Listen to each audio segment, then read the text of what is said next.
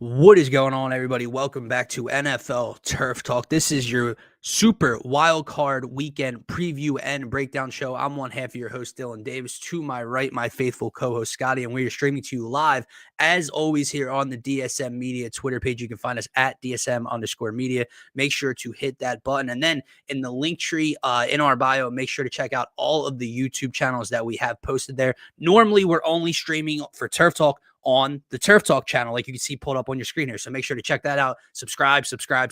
But today, since we are skipping, kind of combining the Faithful Fanatic show, since we will have Eagles pregame live on Sunday, we are also live over on the DSM Philly YouTube channel. So just subscribe to all platforms, subscribe to all the YouTube channels we have posted there, as well as the Scotty Talks NBA YouTube channel. My man, happy Friday. We got 2 games kicking off tomorrow. First one starts in Carolina with the Rams visiting.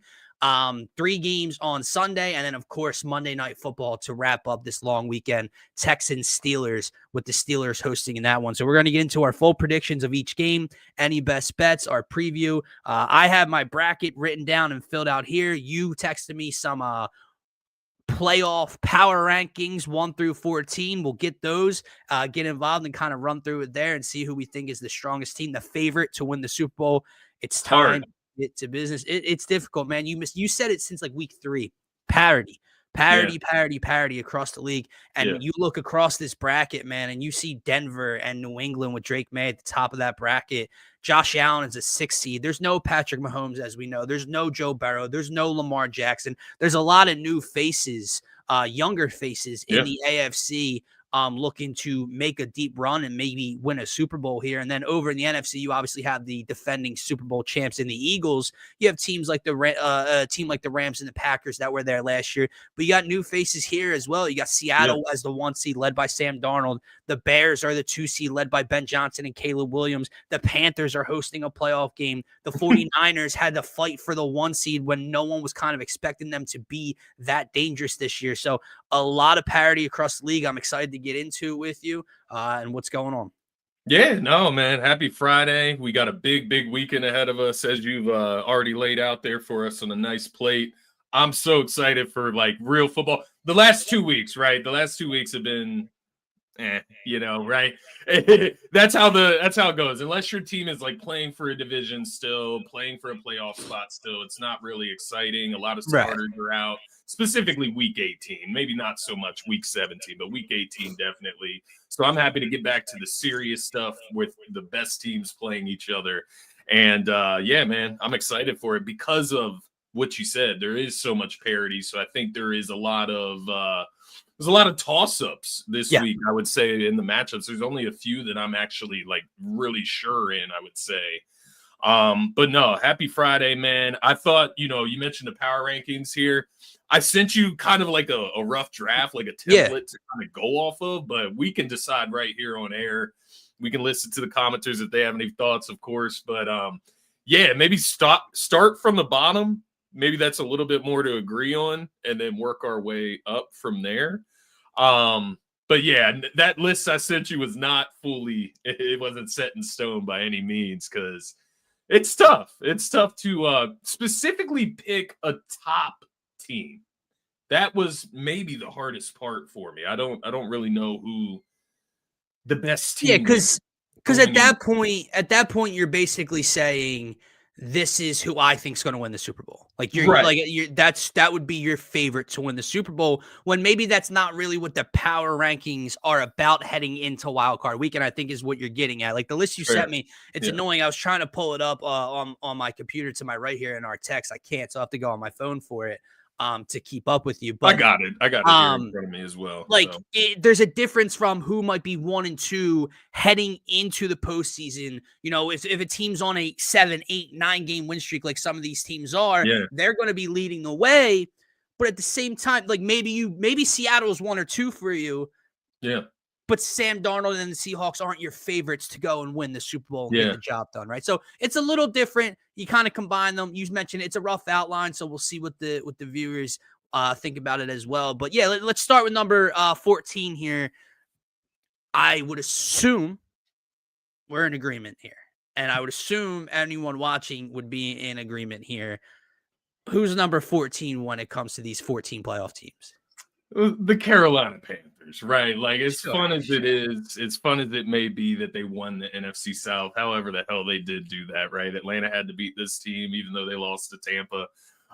They make it. I think it is cool to see a new team, to Sure. see the Panthers get back onto the big stage, I guess you could say.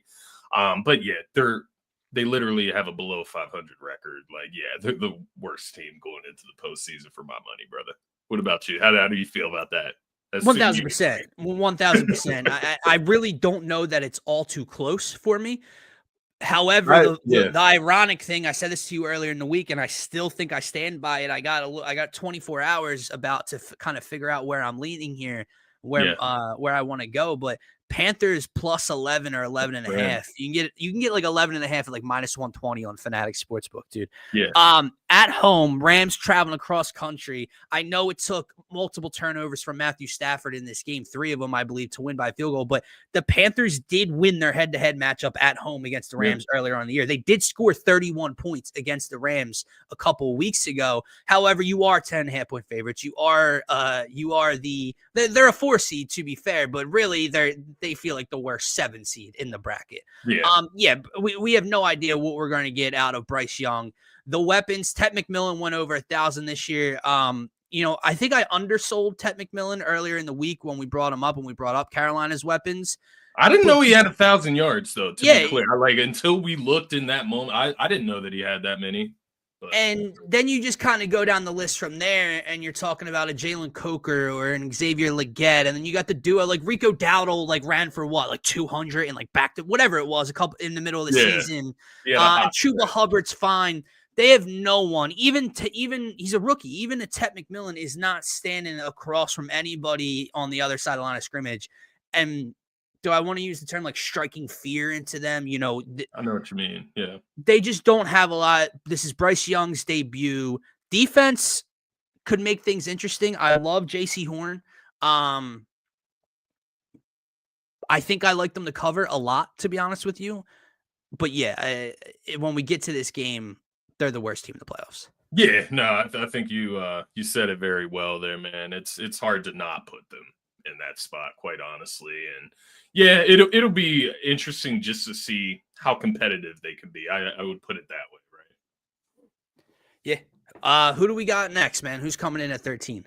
So this one's interesting, right? Because there's a couple teams that I had listed above them, but they do have injuries. So like I don't know. Like the team I'm talking about right now at 13 is the Pittsburgh Steelers. They're 10-7. You mentioned it when we just talked about Carolina. I do think the Steelers are significantly better than the Carolina Panthers. I'll throw this to you though. Is the first round matchup heavily influencing where I have the Steelers in these rankings, or how do you feel about the Steelers going into the postseason? Because I think I'm looking at the Steelers. I'm not just looking at them. I'm looking at them versus the Texans, right? Yeah. And that's where I'm like, this is going to be a struggle fest. And don't get me wrong, DK Metcalf being back and available for this game helps, changes that offense quite a bit. Don't want to undersell that, but when we are looking at that Texans defense and the way that they've been playing, and this is not a Texans team that the first 3 or 4 weeks of the season, I think I said to stick a fork in them. And I was talking about CJ Stroud and this offense just being lifeless again.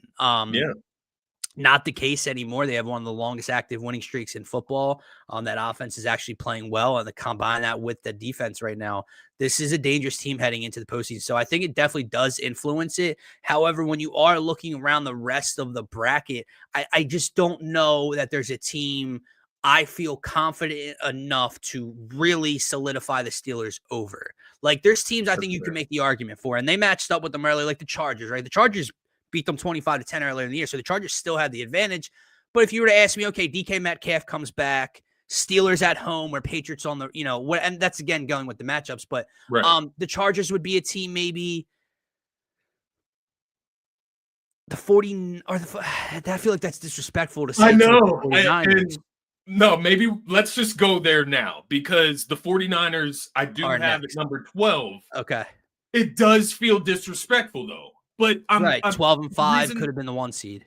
The reason I did that was because Injuries. of the injuries, and Yeah, it's a specifically lot. Trent Williams going into this postseason. You're missing your best offensive lineman on top of everything else, let alone the defensive injuries. That's how I came to that conclusion. But is that Seattle last matchup of the week, 3 points from that San Fran offense, is that sticking in my head as well?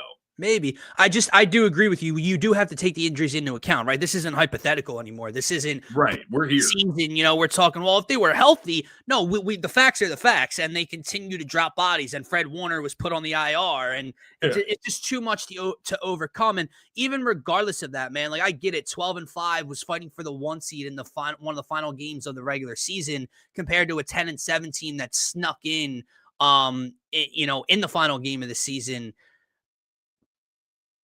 But if they were to match up 1-on-1,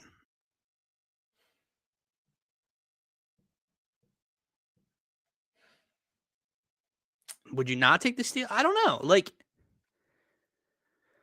home field would definitely matter. Yeah, for sure. If they're that close, though, Yeah. that's what I would say. And that's kind of what I'm getting at. If they are that close, then it's at least a conversation. Besides the Niners and possibly the Chargers, I don't see another team that I can really put the Steelers in the conversation with. Okay. And so that leads me to maybe number 11 and 10 as well, because I had Green Bay at number 11, Interesting. LA Chargers at number 10. Interesting. Am I being disrespectful to Green Bay? I'm just thinking no Micah. Yeah. I don't know. Definitely changes things. You know how I feel about Jordan Love. You know how I feel about the weapons on the outside of Green Bay, but they are out, obviously no Tucker Kraft, but they are starting to get healthier. They are healthy heading into this matchup. That's fair. Here's where I would bump Green Bay up, and let me tell you why. Spoiler alert, I have Green Bay advancing in this matchup. I think Green Bay walks into Chicago and beats the Bears on Saturday night. I don't know that the Bears on the back end, even though I'm not a huge fan of the Christian Watsons and the Romeo Dobbs and the Jaden Reeds of the world, I just think there's going to be a little too much speed. Josh Jacobs, Jordan Love getting healthy. And I saw Dan Orlovsky talking about this, and I know we can get annoyed at Dan Orlovsky for a lot of different things, and some of the things he says are pretty frustrating. But he made a very excellent point when it comes to this Bears defense. Yeah. He posed the question, what do they do well? And the answer back was they turn you over. They have a lot of turnovers. I think they have like 23 interceptions on the season or something. Yeah. Here's the problem, Scotty. When they don't force multiple turnovers, not just one, right? When they don't force multiple turnovers in a game, they're 1-6 or 2-6 this season. When they don't force multiple turnovers. It's that simple. Yeah. So, and listen, Jordan Love can be the guy that throws the ball back across the middle of the field in a big moment. Jordan Love can for sure give it to the wrong guys. If you don't do that, the Bears defense doesn't do a lot well, right? They're not going to shut down Josh Jacobs in the run game. They don't have a premier pass rush. They're not solid on the back end. Right. If you don't just hand them the ball 2, 3, 4 times and really put your team in a negative spot, I think the Packers go in and get a win, and that's why I have the Packers. I would have the Packers above the Bears is what I'm trying to get to. I got you. So what that sounds like is Packers move to number 9. The Chargers will be number 11. We can talk about them really quickly here. And then number 10, we can move to Chicago after the Chargers. We can put the Chicago Bears right there at number 10 because I had them at number 9. So that sounds good to me. That's fair. I was just going to ask you now, obviously you made these rankings, so I know what your answer would be, but is there any conversation for Herbert and the Chargers above even Chicago? Is there any thought there from you? Definitely. I'm so in between. I'm so undecided on the Chargers. Like one thing I do wonder about Justin Herbert's health, right? I wonder how that non-throwing hand is, if he's going to be able to protect the football ultimately in the postseason, because I do think their defense is good. I think their defense can be great. I think they can get turnovers, right? I look at their offense. They've been able to run the football this year. They have some nice backs back there. And he does have some reliable targets out there. So when I look at the Chargers, I'm like, well, what should hold them back? Justin Herbert has to show up. So then I guess what do you look at? Do you look at Justin Herbert versus Caleb Williams at that point Yeah. and try to decide who you trust more? And I don't know that I guess this is a good place to say it. I have this weird trust that Justin Herbert's going to show up this postseason. I don't know. I have this weird feeling that he's going to be, as much as we're like looking at the Bills and Josh Allen, it's his time. It's Trevor Lawrence's, it's Justin Herbert's as well. These guys all have an opportunity to get to the next level this postseason with no Mahomes, no Lamar, right? No Burrow. Those big quarterback names are not there. The defenses are, by the way. So I say all that very lightly. But nonetheless, the chance is there for the Chargers. Yeah. Man. So I would be okay with putting the Bears below the Chargers, quite honestly. I would. I think I am as well. The only thing I would point out here is, they were playing excellent ball in basically late November, early December. They've lost 2 straight to end the year. They've scored a combined 19 points over the last 2 weeks, and those 2 teams are defensive-led AFC opponents by the Texans and the Broncos over the last 2 weeks of the season. Broncos, did they play their starters? Yeah, that's what I was just about to ask you. I don't know. Trey Lance played in this game, so that you can't really include that one, which is a mistake by me. But nonetheless, and the Texans defense is just right. You give a little grace for performances. You do.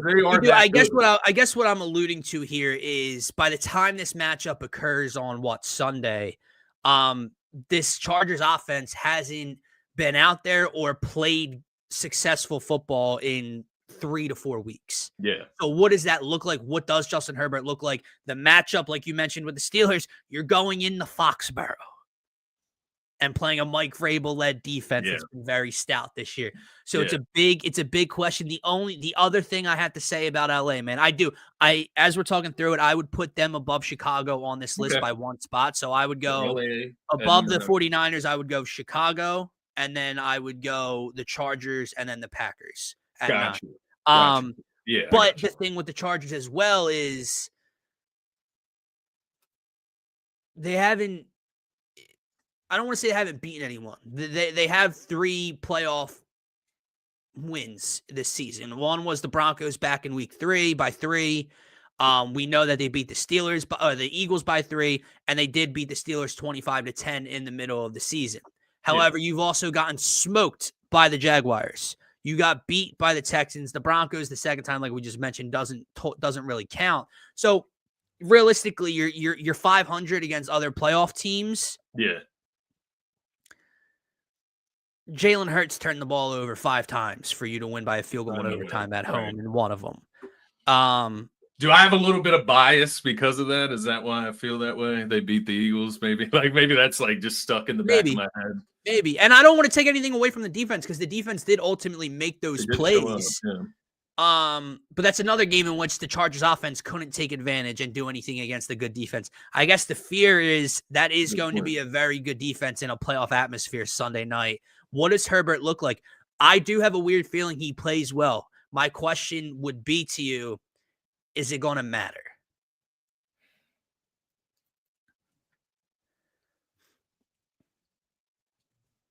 Should we move to number 8? Is number 8 next? through? Go ahead. You texted me back about this. You thought they were too low, and I do get it. They're fucking 14-3. I had the Patriots at number 8, and explain. Yeah, good point. Okay, so obviously the week schedule is the biggest talking point here. The bigger thing, and I guess I can give away who I have at number 7. I have the Buffalo Bills at number 7.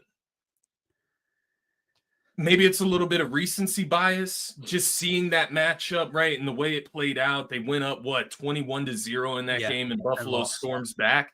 Am I giving Buffalo too much credit there? Do you still have the Patriots over Buffalo? I would still have New England over Buffalo. I think they're more complete all around. That's fair. Balance. I still don't trust Buffalo's defense. Josh is gonna either have to play Superman type ball or not conservative is not the correct word at all, but like he cannot afford to turn the ball over this early. Like not just in one game against Jacksonville.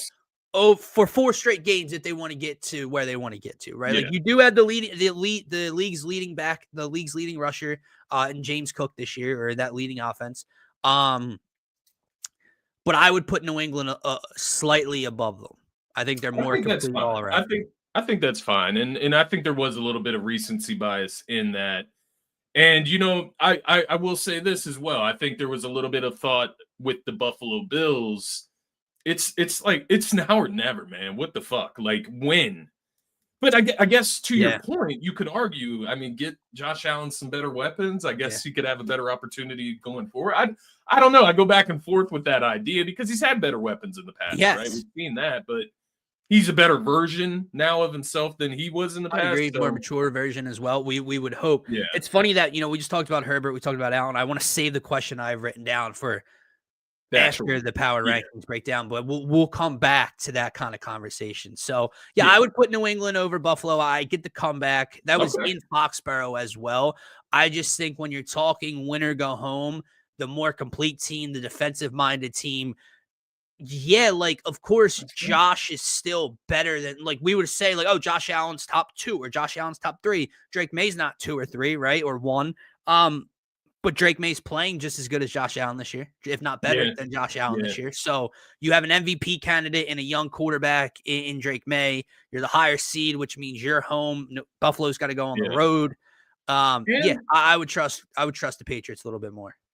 To your point, just regarding that recent matchup that I was kind of leaning on in a sense there, they did go up by 21 points in that said game. Like that did happen too. They just lost the lead. Obviously, they had a meltdown. So you can take that both ways, right? Like that's not a good, necessarily all positive or all negative. But I think I'd have to go back and look. I'd have to go back and see how it played out in that weird game in Buffalo earlier in the year when New England beat them. I remember, I think Josh fumbled. I think James Cook fumbled. There's a lot of stuff that took place. I don't know how the Bills handled them. I can't remember if they just beat them. But let's just imagine they've played 8 quarters of football this year. Let's say New England Let's say New England's won 6 out of 8 quarters against the Bills so far this year. Right. Yeah, they had to come back. They're 1-1 against each other, but New England has handled them for the most part, I would think. And what I would add on to that is that when Buffalo loses to New England, it doesn't really matter how it happened. Yeah. You know what I mean? Where New England is coming at into this season, not where they're at right now, obviously. Expectations have changed. But coming into this season, we just didn't expect them to go out and win their division over Buffalo. Let me ask you this to Martian's point, man, because we've seen quite a few playoff teams either squander leads or come from behind this year. Is the NFL not that it's as easy to do it, or even that it's easy in the NBA, but in the NBA, at least the last couple of seasons, right? The way the game's played, the pace of the game nowadays, the NBA, a 15-point lead in the NBA isn't what it used to be. Right. Like you can, we all remember the Sixers in 21 against the Hawks being up over 20 in said game, right? We've seen that quite a few times this year, man. Like you have the New England Buffalo game you're alluding to. Martian points out that we were up 21-0 on Dallas and lost that game. The Rams came in the Philly and spanked us in the first half when we're up by 20 or 19 in the third quarter. We come back and win. Denver was down by God knows how many against the Giants at one point and won. The Bears were down by double digits with 4 minutes left and won a game. The Packers game, we saw them come from behind. Is the league, when we get to postseason time, is that something to look out for? No, I definitely think it's something to look out for, especially if your defense, one, isn't sturdy. Now, I think the Eagles' defense since that point, they've became a lot more sturdy. But you could argue when those collapses happened, it was probably because the offense more in reality. But no, I think across the board, just understanding that you can be up by 21, you can be up by 2-3 possessions in the third quarter. And there's still a possibility in this day and age of the NFL and how it's played that a team could come back and surprise you. So don't take any leads for granted, right? Like you think back to the Super Bowl this past season, Eagles up by so much in that Super Bowl. And I remember I was still up until that Smitty catch, that knockout punch, Didn't feel I was okay. still sitting there like, no, I don't believe nothing until that final whistle. Yeah. That is Patrick Mahomes. So, like, on a lesser degree, obviously, I think that could be said across the board in the playoffs because, once again, there's so much parity this year compared to previous years. There is no, like, there's no juggernaut team, man. Like, if I had to pick one, it would be based off of past experience, right? Like, and that I don't know that that's entirely fair. So it's like, I don't know. This list was confusing, as you could probably. It's difficult, and we're only halfway through it, which I think gets us to our number 6. Are we at 6 now? We're getting to 6, so it's perfect timing that he joins the conversation now because evidently it's spooky. It's spooky for the Eagles on Sunday. That's where we have them in basically the middle of the pack. That's where Scotty has them. We'll get we'll get to them later on, but he's scared for Sunday, and this is where again he finds a way to lose me with what he's talking about. It's okay to feel scared. To Scotty's point, being nervous, it's a win or go home situation. The Super Bowl, we were up by 100, and you still didn't feel okay. But this is just infactual. This is just not true. Like this, an uphill climb. Yeah, like let's just call it what it is, Pumper. This is stupid. In no way, shape, or form is Sunday afternoon an uphill battle for the Eagles. It's just simply not. They're 3.5-point favorites. They're at home. San Francisco is incredibly injured. The Eagles are getting healthier. The Eagles have the best. I know we were going to talk about the Texans defense, and you can argue, back and forth whose defense you would take on any given Sunday, but the Eagles are arguably, statistically, had the best defense in all of football for the past 2 seasons. In no way, shape, or form is Sunday an uphill climb for the Eagles against the 49ers. Yeah. I do think that's crazy. Like, it's okay to feel nervous and have nervous, yes. Sure. Nervous. Especially with the way that offense is performed. Nervous is fair, but to sit here and act like we didn't just watch the 49ers score 3 points at home for the division title on the line, as if that's not a big stage for them to be present and play their best at, that's a bit ridiculous. But I do get that, Brian. Like, I really do, Pump. Like, the offense has been putrid. But when you look at this matchup specifically, let alone the fact that I do have some underlying confidence in the offense to just get on track. I really do. I don't know. May not end up meaning anything, and they may not end up happening. I have this underlying blind faith that the offense, the talent will shine through come postseason, come big stage. Take that out of the equation, right? When you look at this matchup against the San Francisco 49ers, their weakness is their defense. Our weakness, our offense. Our strength, our defense. Their strength, their off. So you could say it works both ways in a sense. Sure, but I would rather have the better defense because defense wins championships. And then I look over at my offense and I see the talent on it. Yeah, I can trust that the talent's going to shine through enough against a beat up San Fran defense. But I do get it. As I talk through all of that, Kevin Petula does stick in my mind. No, Nick he does. He does. And as much grief as Nick caught for, playing the backups in Week 18 and losing the 2 seed, the Eagles got the best matchup for my money that you could ask for, at least in Wild Card Weekend. However, the rest of the dominoes fall, the rest of the chips fall after that, right? If we win and have to play the Rams instead, we could have hosted someone else, whatever the case may be. I do love this matchup. They cannot generate a pass rush. They do not stop the run well at all. They just lost Fred Warner. Like, I'm not trying to pile on to Terry's grave here, but you're already down so many pieces, and you lost both of your starting linebackers, one of which is one of the best players in all of football. Yeah. Trent Williams, you were alluding to it earlier on the other side of things. I haven't seen that he's out, but even if he's very beat up at an older. Well, I saw that he and Ricky did not practice. Okay. I think it was yesterday, which usually leans that they're not going to be able to play come game day. Now it's playoffs; they'll do their hardest to get out there on the field, but.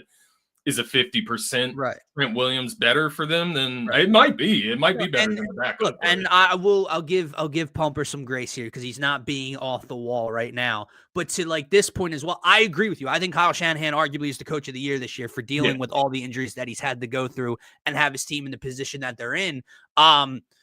But like, yeah, Seattle's defense is electric, and that it was in San Fran last week, right? Or was it in Seattle? It was in San Fran, yeah. It was in It was. right. So that same mastermind could only generate 3 points against the Seahawks at home in basically a playoff game, and now has to come here. And I'm not saying they won't find ways to do things. Christian McCaffrey, George Kittle, I understand.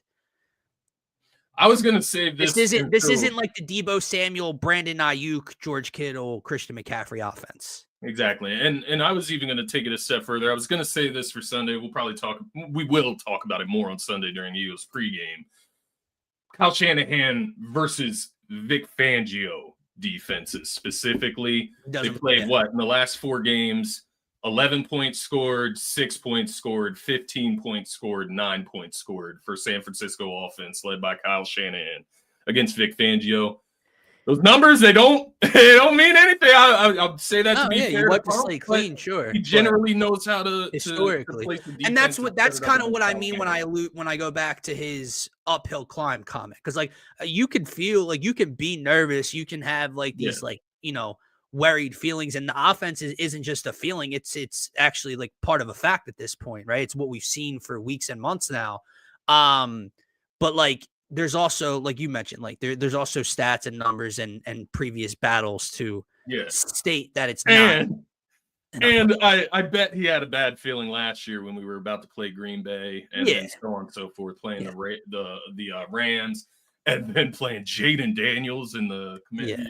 I'm sure you had a bad feeling. Pumper, you always have a bad feeling, man. Like, not to be mean, dude. Like you are pessimistic, man, when it comes to Philly sports, whether that's a choice or not. What do you feel about Bo Bichette, man, if he becomes a Phil?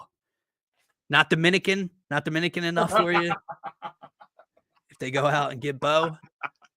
We'll talk about that on Monday. Hopefully he's signed by Monday, right? We're gonna go live later in the afternoon, Monday or early in the night, and hopefully Bo Bichette has that meeting and he's a Phil at that point. But yeah, no. So the Eagles come in at the middle of the order here at number 6. I'd rather have Kyle Tucker. I mean, yeah, look, I'm not gonna hate on that, but it's like, dude, Bo Bichette is Bo Bichette.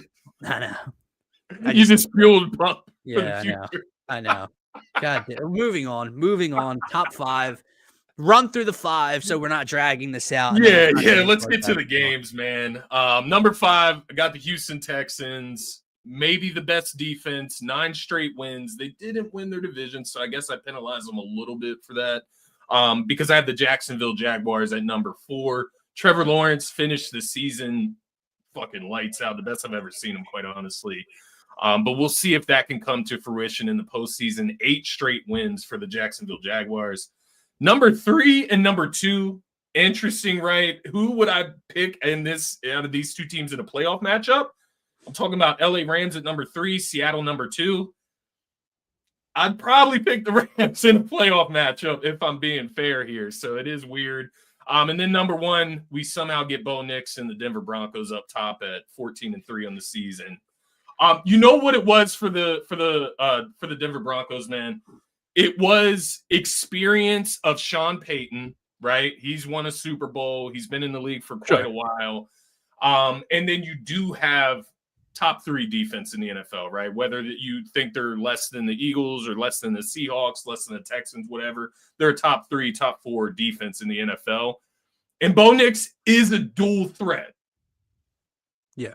That's where I think the interesting thing about those 2 teams as well, man, is the fact that they both are the 1 seeds. And I think the 1 seeds are incredibly important for those 2 quarterbacks, because Sam Darnold having to go on the road at all, I think changes the dynamic or how you view that Seattle team. I think Bo Nix a little bit less, but I think Bo being in Mile High helps as well, right? Like if New England comes to town or Houston or Josh Allen comes to town, it changes a lot.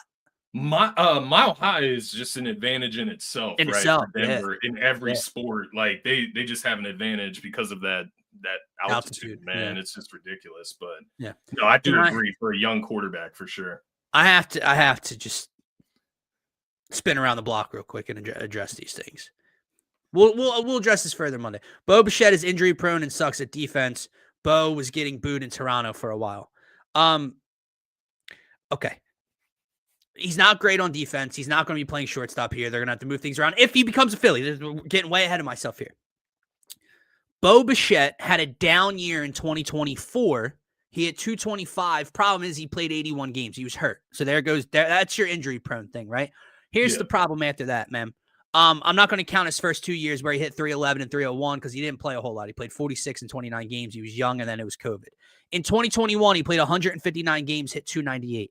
In 2022, he played 159 games, hit 290. In 2023, he played 135 games, hit 306. In 2025, he played 139 games, hit 311, and hit a 3-run home run off Shohei Ohtani in Game 7 of the World Series. Yeah, I will take Bo Bichette on the Phillies, guys. Let's calm the fuck down. All right? Like, yeah, if Kyle Tucker's an option, sure. Yeah, sure. We don't know. We'll see, man. We'll see how the meeting goes Monday. We'll talk about it. Don't worry. We'll have more rumors by then. Yeah. Or maybe a done deal. Who knows? But yeah, no, I like the rest of your list, man. If you had, let me ask you this before we get into kind of our brackets. I don't know if you did one. I have my bracket written down here, which is basically my game picks for this weekend. Yeah. However, forget power rankings. Give me your number one. Give me who do you think I get? Like, it might be giving away your Super Bowl pick, but like, who do you think is the strongest team heading into the postseason?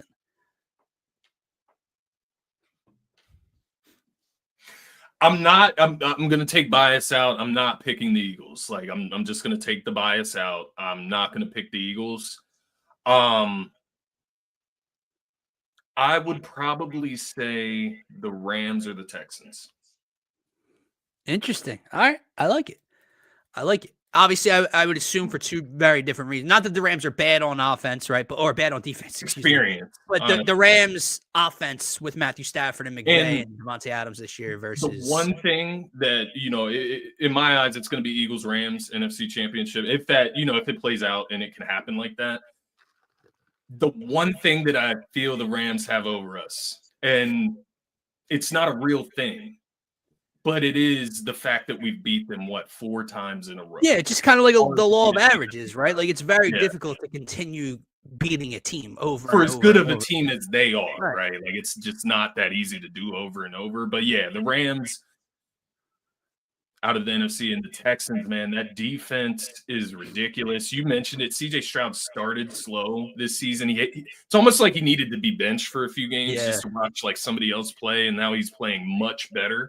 Because that win streak started with Davis Mills while CJ Stroud was out with a concussion. So he comes back. He's played lights out since. And it's interesting, man. Defense wins championships. I guess, am I saying that I trust CJ Stroud over Bo Nix then? Is that basically what that means? Right, because they both have 2 top 3, 4 defenses in the National Football League.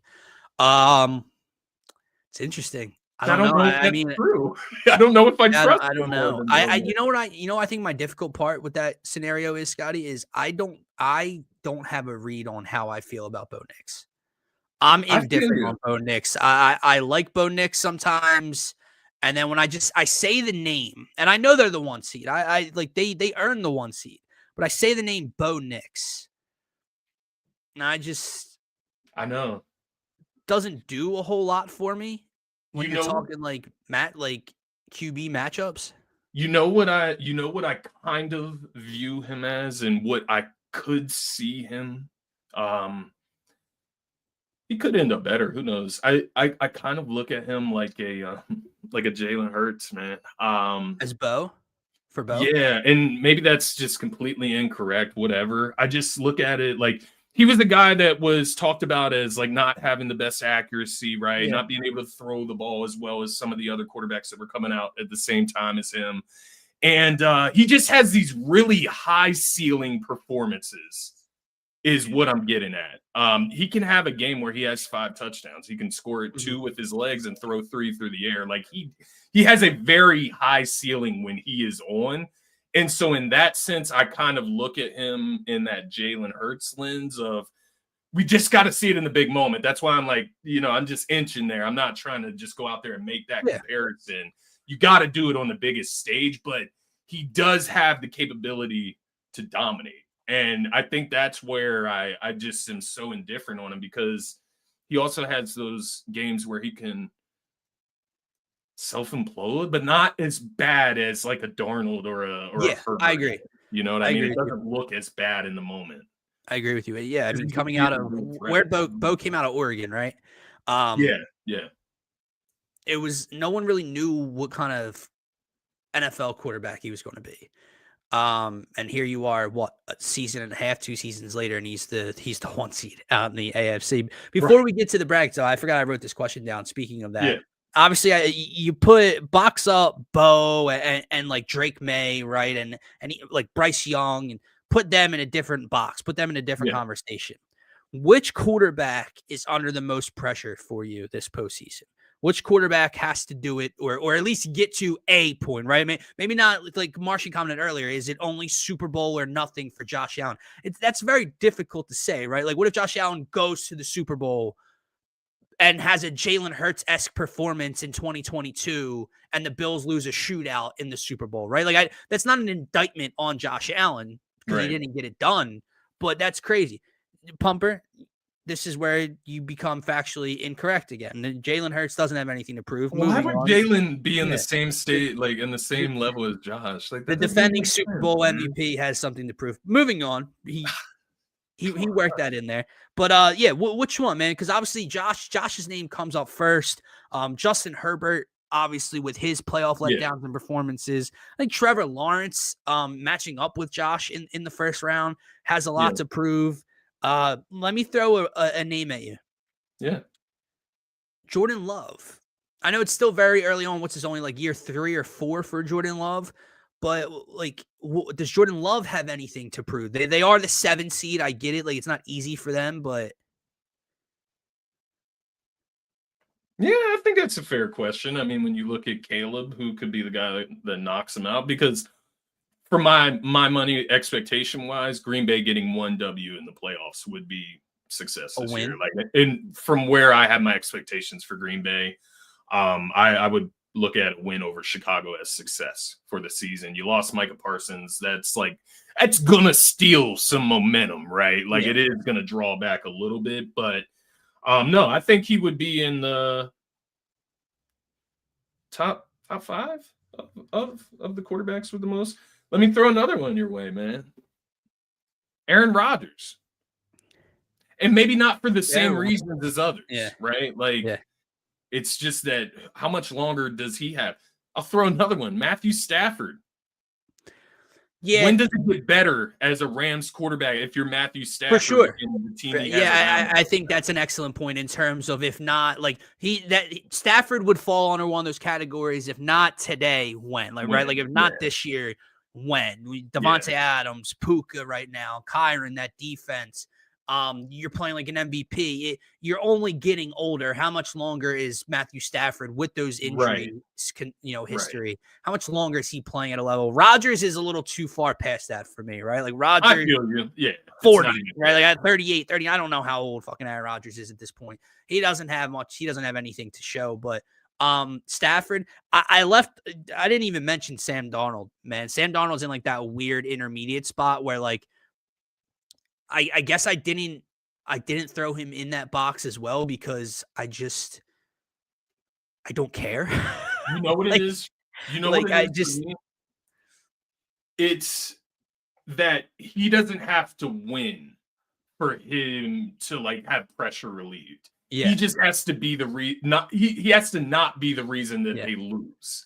That's why I don't know that it's a ton of pressure, because he could just go out there and play turnover-free football and it not be his fault. And then, it's hard to blame him. And then maybe the pressure's off a little bit, right? Maybe the defense gives up 20-plus points in that said game and they lose that way. So it is a little different for him. But I think that just speaks to our expectations for him as well.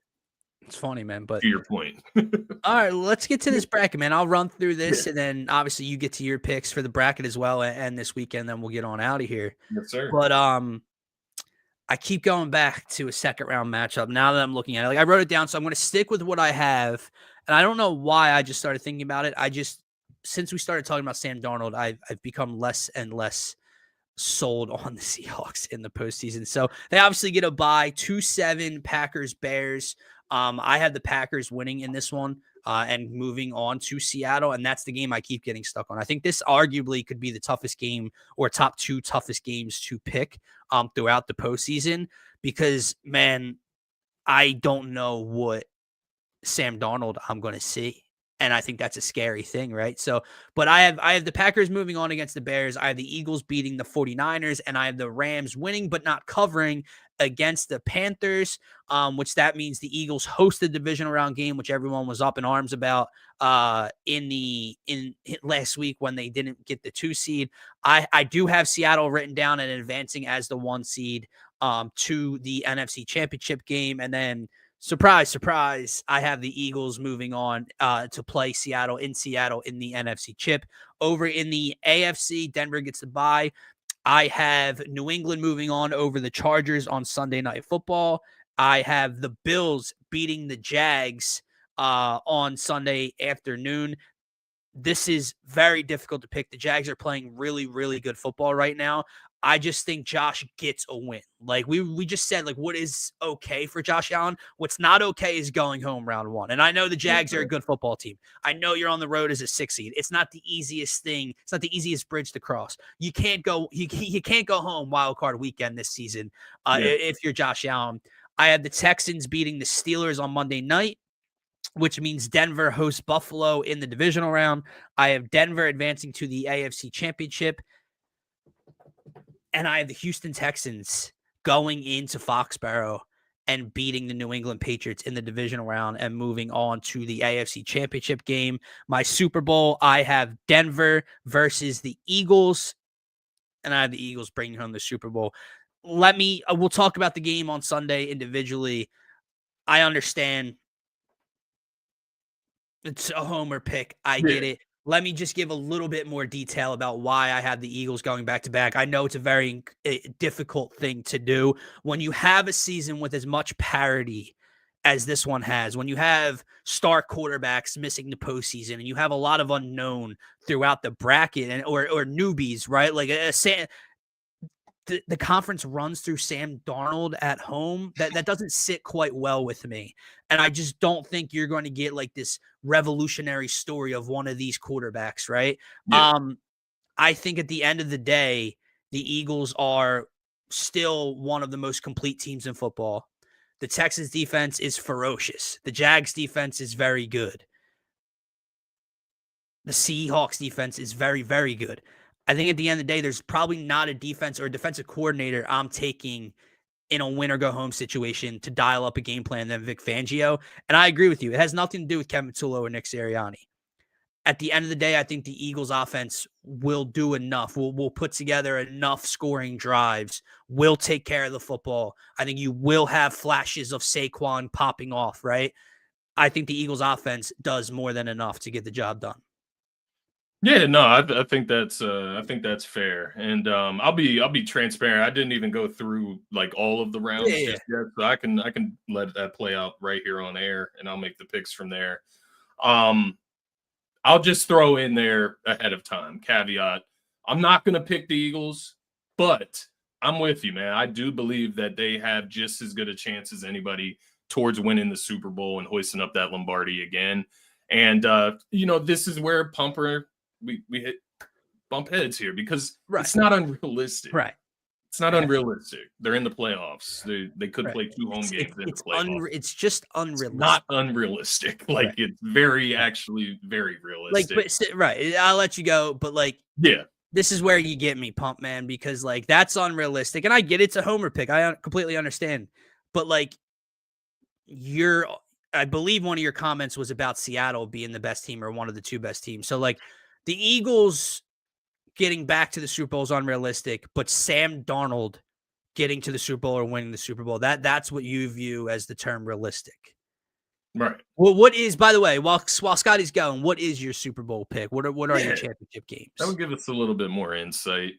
I do think the way things Let me get ahead of it. I am picking the Packers to beat the Bears as well. Okay. I just think experience matters. I think the Packers have a better defense. I think you could argue that the offenses, I don't know. Do you think they cancel? I don't know. It does depend on Jordan Love if he's turning the ball over or not, right? Yeah. But if they can get Josh Jacobs going, get some play action working back there, I think they'll be able to do enough. But I do think the defense is still sturdy enough against a division rival to go out there and get a W on the road. I do think it's going to be a close game, but I am going with the experience. I'm going to go with the Green Bay Packers in that one. But that being said, I think a perfect world if we could just see the playoffs play out maybe the way it should. I don't know. Maybe I'm phrasing that wrong. Rams, Eagles, NFC Championship is what I'm trying to say. Rams knock out Seahawks. Eagles beat who they need to beat, and then they match up in the NFC Championship. The way this is going to play out, it's going to be the Rams going to the Eagles in the second round because I do have Green Bay ultimately beating Chicago. I have the Eagles beating San Fran. We'll obviously get into that on Sunday in the Eagles pregame.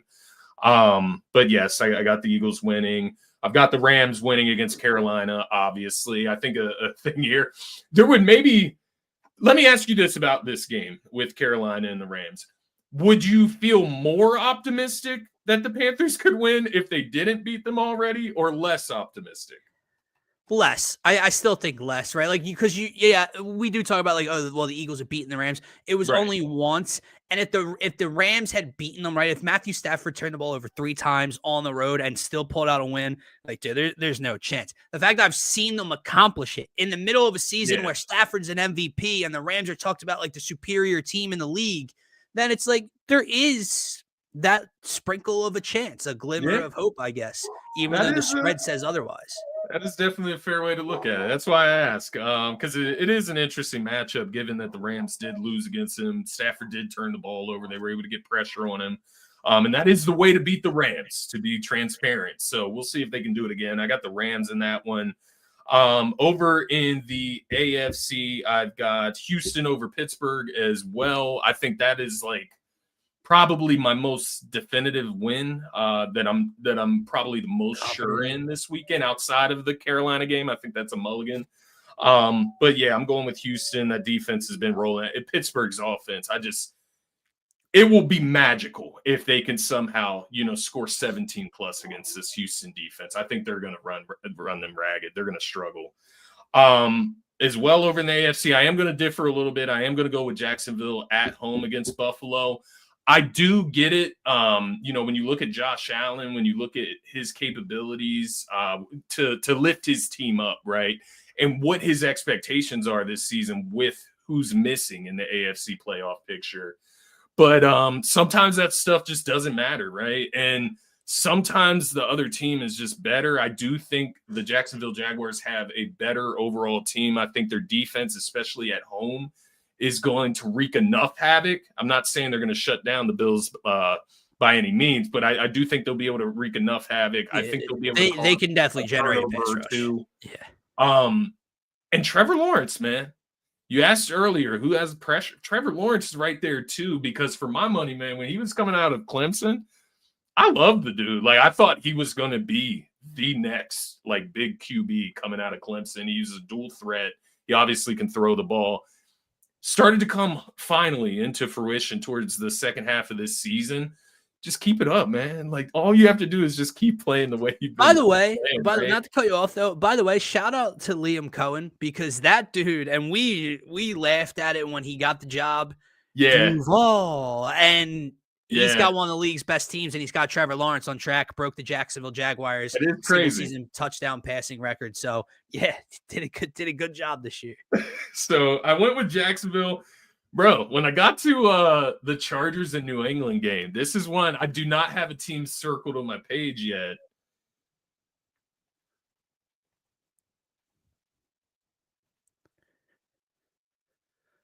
You know you want to do it. Do it. Do it. Do it. Do it. Do it. Like it's two different things going against each other. Like two things that I've said this season. Earlier, I gotta say one thing. Yeah. It's just funny, a little funny though, because back in the preseason, you gave me 2 like Cinderella teams that you had. One was the Cardinals, went the wrong direction, right? Didn't go your way. New England was the other team, and you hit the nail right on the head with this one. And it's just funny though, because like looking back, and now you're like, I think they go home the first round. And they've had a great season.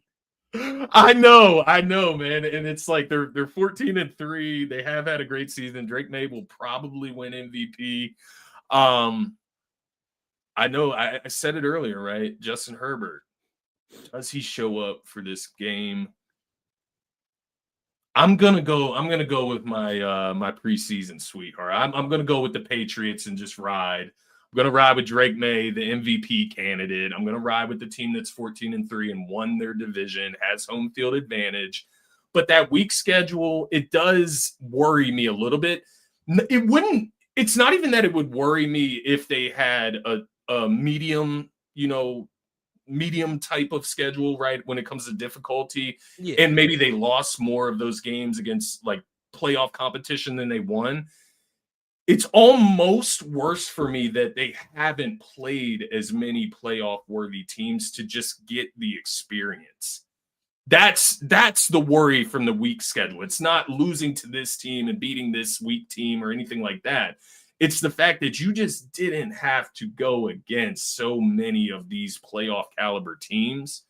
That being said, I do think if Justin Herbert is any sort of injured or, still dealing with something with his offhand, off wrist, I just think it's going to be too much with that Patriots defense. You mentioned Mike Vrabel earlier in the show. I'll go with the Patriots in this one. They're more balanced. So what do we got now? We're in the divisional round. So I have the Broncos. If I had the what? It would be the Texans or no? So yeah, the Texans would go to Denver, and then Jacksonville would play New England. Houston and Denver, man. Fuck. Yeah, that's how I felt about Houston, New England.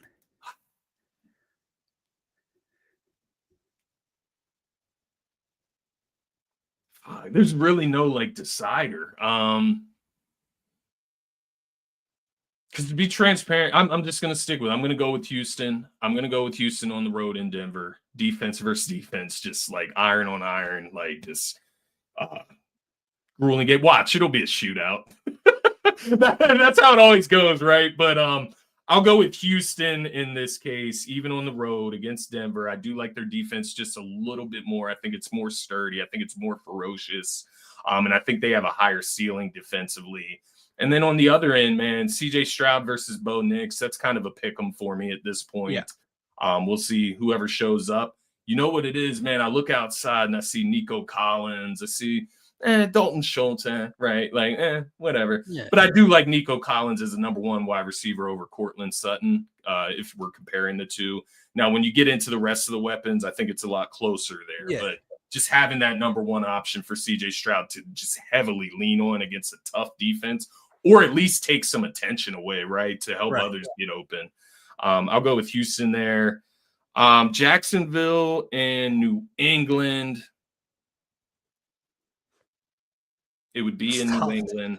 It's so tough.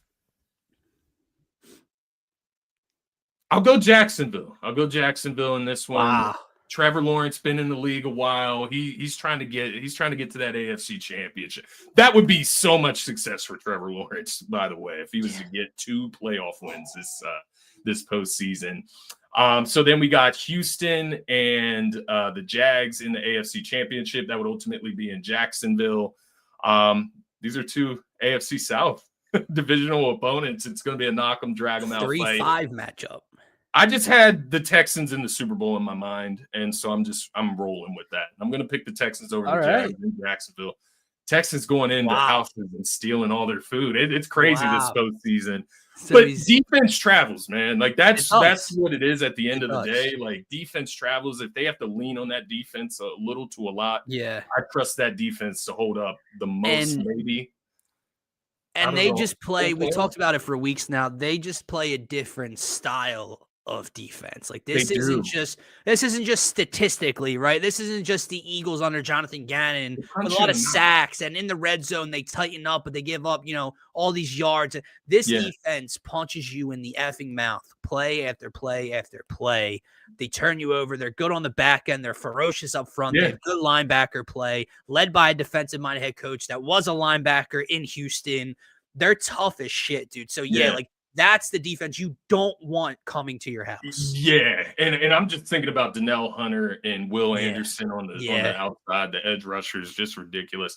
And I was going to say, to your point, D'Amico Ryan's the head coach there.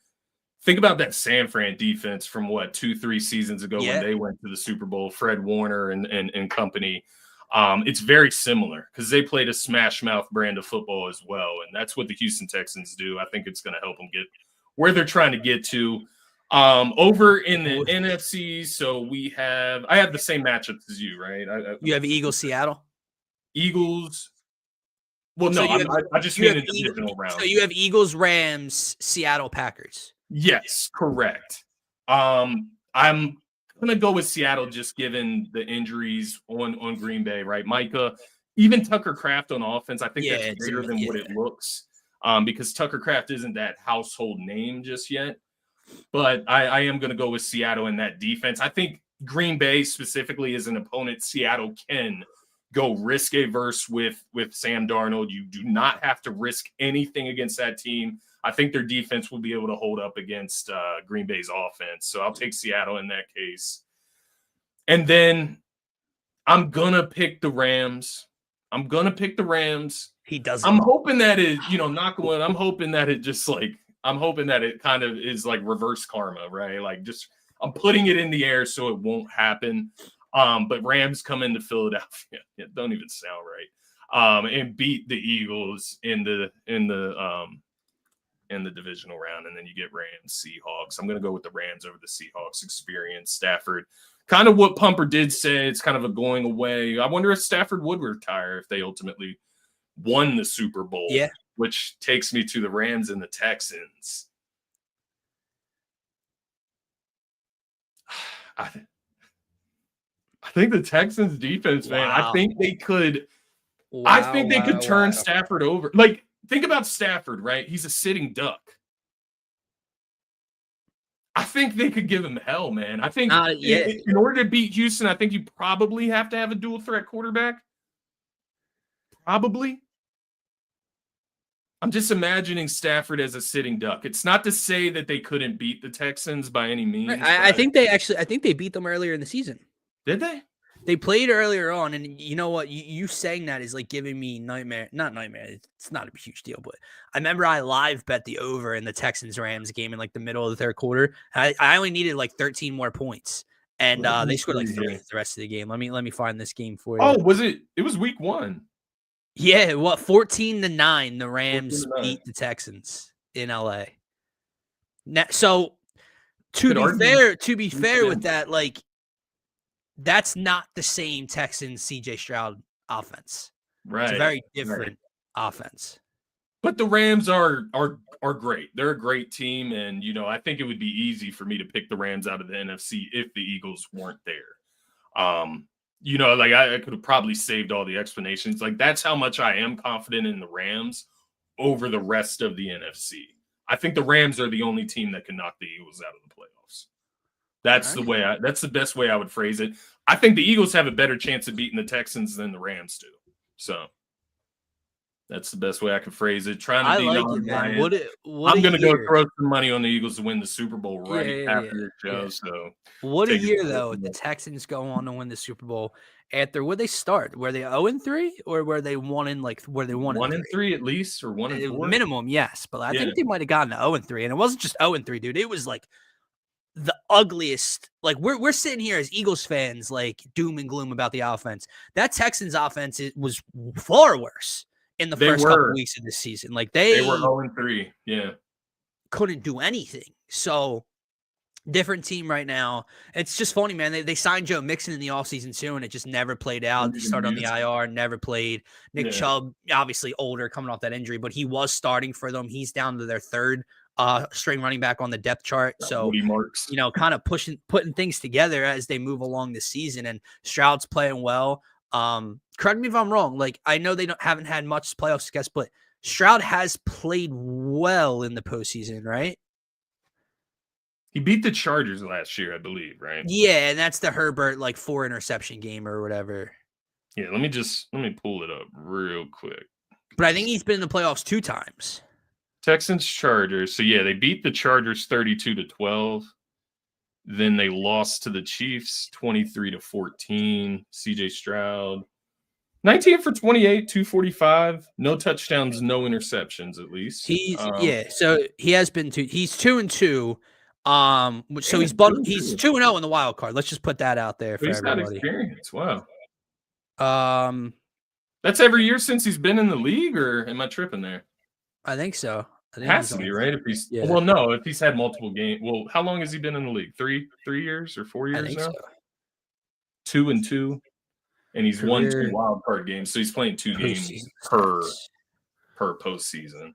So CJ Stroud in the 2023 postseason, so his rookie year, had a 65% completion percentage, 449 passing yards in 2 games, 3 touchdowns, no interceptions with 109.3 rating. Last year, he obviously won the wild card, lost the second game. Yeah. He had a 67.2 completion percentage, had averaged 263.5 yards per game, only 1 passing touchdown, 1 interception, and 92.7 quarterback rating. So 2-2 in the postseason, 2-0 in the wild card. But CJ Stroud has played the quarterback position well in his postseason career. 1 turnover, or at least 1 interception. I didn't see about fumbles, but 1 interception in 4 postseason games.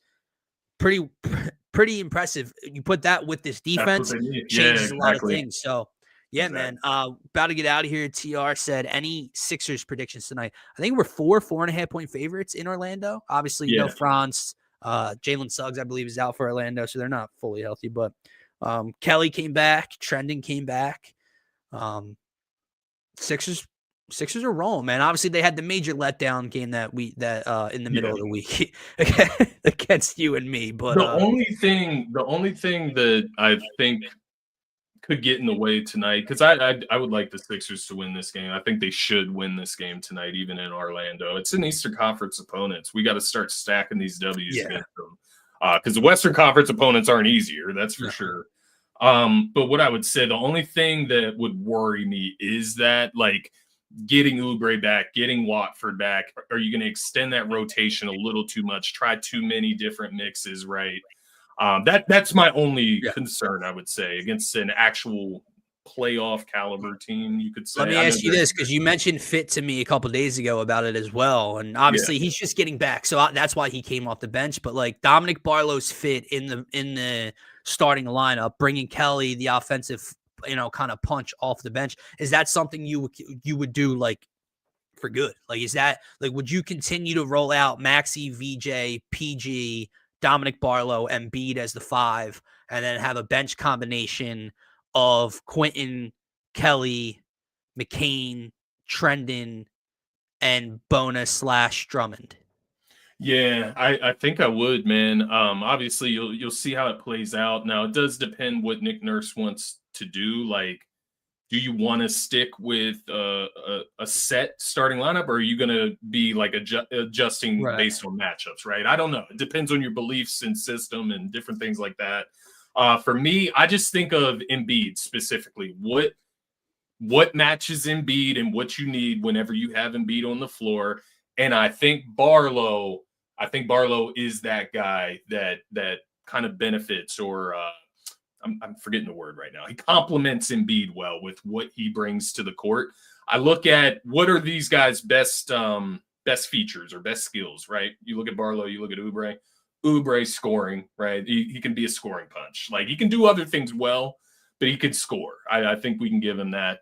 Barlow, hustle. He is a dog, like TR said. He rebounds, plays defense, which is what you need to just take a little bit off of Embiid when he's out there. Yeah, and compliment. Yeah. So I do like it, man. The Ja Morant thing, like, you want another guard pumper? Like, that doesn't even make sense to me. Now, a guard that can't shoot the 3. A guard that can't shoot the 3, and he's just going to fit in the rotation with Grime. Like, we're having the issue with McCain right now where we can't get him on the court because the other 3 guys are playing so well that they deserve the minutes. So we're going to trade McCain and Embiid for another guard. Yeah. What the fuck, man? Like, come on.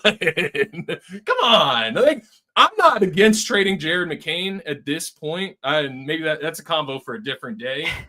if we're gonna waste him, right? If Not he's just- not gonna be in this rotation. Not but, just like, that. Ja's got a swagger, Pumper. He's got a swagger. I don't know if he's got that swagger. And this man, like, you just continue to impress me on so many levels. Like, you know this how. Fill in the blank. Dominic Barlow is unplayable in the playoffs because blank. Because why? it hasn't happened. And B, like, no. We've seen unplayable guys in the postseason before. Guys that are too small and can't play on defense. Guys that are too slow, like a George Niang, and can't play on defense. Dominic Barlow, who's all of 6'9", 6'10", 6'11", with his athleticism and defensive ability and hustle and rim protection. In what way is he the unplayable piece in the postseason? What does he have to do? I do get that, Pumper. Like, I feel you. Like, you can't shoot. But Embiid is playing more like out of the paint at times. The problem with that Denver game was that you went black hole mode with Embiid down in the paint. You tried to feed him the ball all night. That's what happened against Denver. When we're running the offense, Embiid is operating like around the foul line area. So you have Barlow who's able to cut, he's able to rebound, and that's what you need around Embiid. So I don't know, man. I do think it will be matchup based come playoffs, and maybe they do go the route of putting Oubre in there because it's a better matchup. But it's not because Barlow's unplayable. But yeah, to the point about Ja, man, like, I don't even think he and Maxey would get along. I'm not even gonna lie to you. Like, their personalities don't even match. Maxey is like solely focused on basketball. And the reason I bring that, Maxey's the future of this team, right? Maxey, VJ. VJ's the same as Maxey. I'm sure they're going to be in the gym for the next 10 years together every fucking day because that's the mindset that they have. Don't think Maxey's pulling up with Ja at the strip club, bro. Like, I don't see the fit here, and it would just be so much drama. Like, that is all. And they don't have the money. They don't have the money. Yeah, they're not trading Embiid for him. First of all, let me just make that clear. Memphis probably wouldn't take Embiid. I'm not saying like the Sixers shouldn't take Embiid for him, and I don't think Memphis would take Embiid for him when you're talking future. Maxey about to be dad. I didn't know that. He is about to be a dad. I did see that. But all right, man. Let's get on out of here. Start the weekend. Tonight, we will be live. What are we thinking? Probably around. I want to do it early enough. I don't want to do it right before the game because I'll probably be out. So maybe Eagles pregame live around like noon on Sunday. What time is the first game? 1? Well, that's a good point. Yeah, so maybe like 11:30 noon for Eagles. Let me check. Is it 1? Yeah, it is 1. Yeah, Bills and Jags. Yeah, that works for me. We'll be live. Twitter at DSM_media. Obviously, always follow us there. It's where we're most interactive. But if you want to be like Pumper, TR, Martian, D-Rab, anyone else, Pastor Rems, Digital Rems, whatever he goes by nowadays. His Rams playoffs kick us off to his Rams kick off the playoffs tomorrow afternoon, at 4:30 in Carolina. So make sure to subscribe, follow, enjoy the rest of your weekend, everybody. Peace, everybody. Go Birds.